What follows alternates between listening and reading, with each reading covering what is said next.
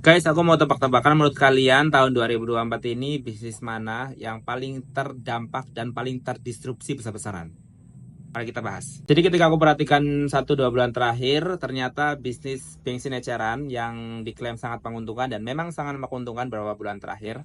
Karena ingat nggak agenda pemerintah yang mengharuskan kita untuk barcoding ketika kita mau isi bensin subsidi atau pertalite untuk motor maupun untuk mobil. Untuk mobil kita harus memberikan gitu kayak menunjukkan barcode-nya, tapi untuk motor sebenarnya kita nggak harus karena emang nggak ada.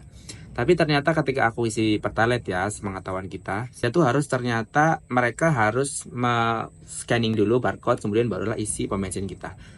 Walaupun mereka menggunakan barcode mereka sendiri ya, jadi mungkin SOP-nya seperti itu. Tapi ini akan berdampak banyak banget efek dominonya kayak ngantri, kemudian nggak efisien. Itu sangat nggak efisien banget, nggak tahu kenapa.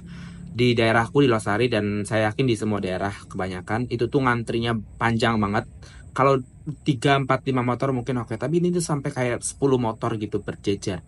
Dan kalau pom bensin itu kan untuk nggak didesain untuk orang ngantri ya, karena memang nggak ada atapnya yang melindungi dari hujan dan sinar matahari gitu. Tambah lagi di daerah-daerah pom bensin itu kan baunya cukup pekat ya.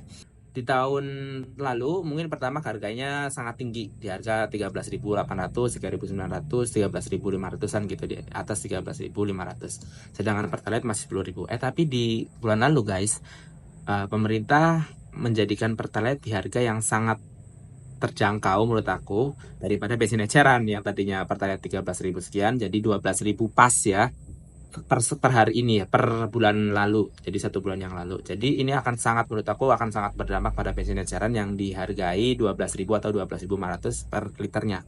Jadi ketika orang-orang mulai aware, menurut aku 1 tahun atau mungkin nggak nyampe 1 tahun bisnis eceran ini akan sangat terdisrupsi karena sangat tidak bisa bersaing. Satu, pertama yang nggak ngantri di Pertashop di desa-desa kan sudah ada ya, atau di pom bensin juga nggak bakal ngantri karena nggak ada barcoding gitu.